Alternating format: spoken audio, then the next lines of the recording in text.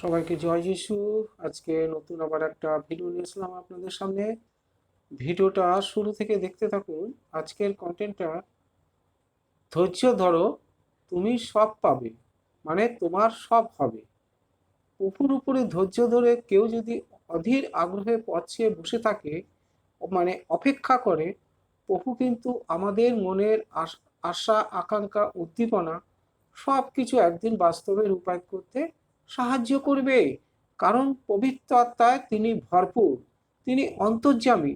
প্রত্যেকটা মানুষের দুঃখ কষ্ট ব্যথা বেদনা তিনি উপলব্ধি করতে পারেন, বুঝতে পারেন, কারণ ঈশ্বরের একটা অংশ।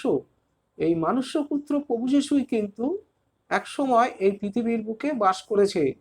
তাই পৃথিবীর বুকে বাস করার অর্থই পাপ অপরাধ থেকে মুক্তি পাওয়া এবং রোগব্যাধি থেকে সুস্থতা পাওয়া। এই জন্য মানুষ প্রভু যিশুর কাছে প্রার্থনা করলে সমস্ত রোগব্যাধি থেকে পাপ অপরাধ থেকে পরিত্রাণ পায়। পরিত্রাণ একমাত্র সৃষ্টিকর্তা ঈশ্বরের কাছে আর মনুষ্যপুত্র প্রভু যিশুর কাছেই আছে। ঠিক আছে, যে কোনো মানুষ প্রভুকে ভক্তি শ্রদ্ধা করবে, মন প্রাণ অন্তর হৃদয় দিয়ে প্রার্থনা করবে এবং প্রার্থনার মাধ্যমে চাইতে থাকবে, সে একদিন অবশ্যই পাবে। প্রভুর কাছেই আছে সব। তাই এখানে একজন ভাববাদী বলেন যে যিশু যে সমস্ত আশ্চর্য কাজ করেছেন তা কেবলমাত্র ঈশ্বরই করতে পারেন।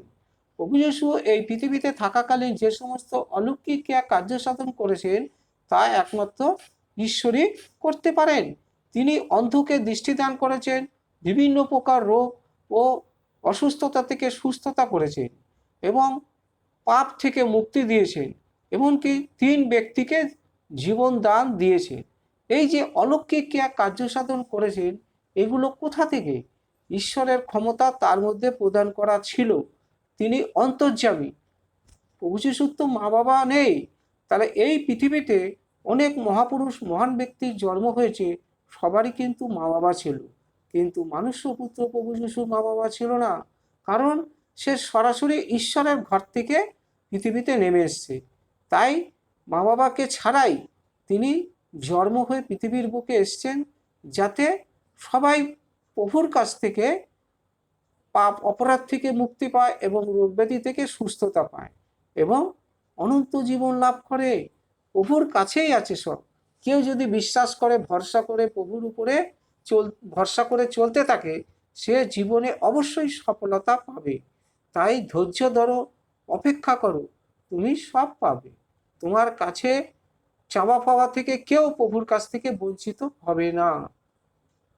তাই যে কোনো মানুষ, সে যতই গরিব হোক ধনী হোক, যে যাই হোক না কেন, প্রভুকে যে গণ্যমান্য করবে, ভক্তি শ্রদ্ধা করবে, বিশ্বাস করবে, তার উপরে ভরসা রেখে চলতে থাকবে, সে জীবনে জয়ী হবে।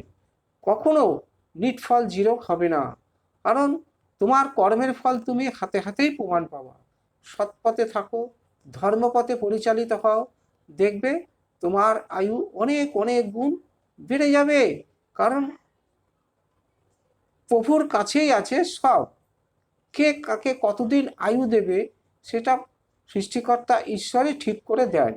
ঠিক আছে, তাই প্রভুকে কখনো হেলায় দোলায় অবজ্ঞা ঘৃণা বা কটূক্তি কখনো এইগুলো মনের মধ্যে আনতে নেই। তাহলে আমাদের বাবা মাকে যেরকম ভক্তি শ্রদ্ধা করি, ঠিক তেমনি সৃষ্টিকর্তা ঈশ্বর স্বয়ং প্রভুকেও আমাদের গণ্যমান্য ভক্তি শ্রদ্ধা করতে হবে। তাহলে আমরা সব কাজে সফলতা পাব। সফলতা অর্জন করতে গেলে অনেক ধৈর্য সহ্য সহকারে প্রভুর উপরে ভরসা রেখে চলতে হবে। আর প্রভুর অধীর আগ্রহে পথে বসে থাকতে হবে যে প্রভু কখন আমাদের প্রতি সহৃদয় হবে, স্বর্গ থেকে আশীর্বাদ প্রদান করবে, আমাদের শক্তি দেবে। সেই শক্তি দ্বারা সেই কাজটাকে আমরা জয়ী করে সফল হব। তাই প্রভুর উপর ভরসা রাখো এবং প্রভুর কাছেই আছে সব। প্রভুকে ধরে থাকতে হবে, বিশ্বাস করতে হবে, মন প্রাণ অন্তর হৃদয় দিয়ে প্রার্থনা করতে হবে। তাহলেই তুমি জীবনে সফলতা পাবে এবং সফল হতে সাহায্য করবে। তাই আজকের কন্টেন্টটা এ পর্যন্ত। সবাইকে জয় যিশু। প্রভুর কাছে মিনতি প্রার্থনা, প্রভু যেন আপনাদের সবাইকে ভালো রাখে, সুস্থ রাখে এবং সমস্ত দুষ্ট আত্মা রোগ ব্যাধি থেকে যেন প্রভু আপনাদের সুস্থতা করে। আর ভিডিওটা যদি একটু ভালো লেগে থাকে একটা সাবস্ক্রাইব দেবেন, কারণ এর থেকে ভালো ভালো ভিডিও কিন্তু সবার আগে আপনাদের কাছে পৌঁছাবে। জয় যিশু। আমেন।